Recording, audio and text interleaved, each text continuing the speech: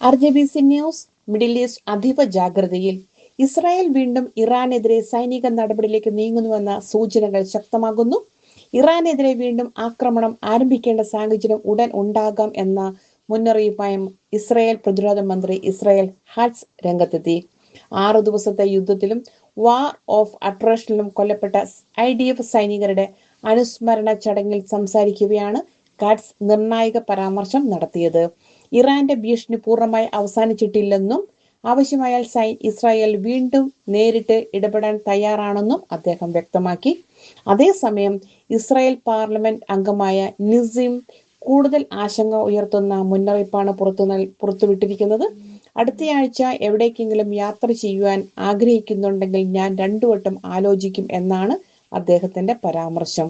മേഖലയിലെ വലിയ സൈനിക നീക്കങ്ങൾ ഉണ്ടാകാമെന്ന സൂചനയാണ് ഇത് വിലയിരുത്തപ്പെടുന്നത്. ഇസ്രായേലിന്റെ പ്രധാന ആശങ്കകൾ: ഇറാന്റെ മിസൈൽ ഡ്രോൺ ശൃംഖല വീണ്ടും ശക്തിപ്പെടുന്നു എന്ന വിലയിരുത്തൽ, ആണവ പദ്ധതികളുമായി ബന്ധപ്പെട്ട പ്രവർത്തനങ്ങൾ തുടരുന്നുവെന്ന സംശയം, ലെബനൻ, സിറിയ, ഇറാഖ് മേഖലകളിലെ ഇറാൻ അനുകൂല സായുധ ഗ്രൂപ്പുകളുടെ സജീവ സാന്നിധ്യം, ഗൾഫ് മേഖലയിലെ അമേരിക്കൻ ഇസ്രായേൽ സംയുക്ത സൈനിക സാന്നിധ്യം ഉയരുന്നത്. മേഖലയിൽ സൈനിക ജാഗ്രത. ഇസ്രായേൽ ഡിഫൻസ് ഫോഴ്സ് വ്യോമ പ്രതിരോധവും അതിർത്തി നിരീക്ഷണവും ശക്തമാക്കിയതായിട്ടാണ് റിപ്പോർട്ടുകൾ പുറത്തുവരുന്നത്.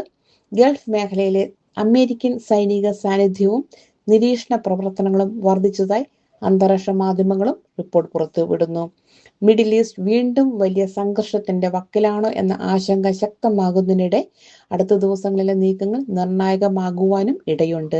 കൂടുതൽ വിശേഷങ്ങളും വിവരങ്ങളും ലഭിക്കുന്നതിനായി RJBC ന്യൂസ് ഫോളോ ചെയ്യുക. Thank you.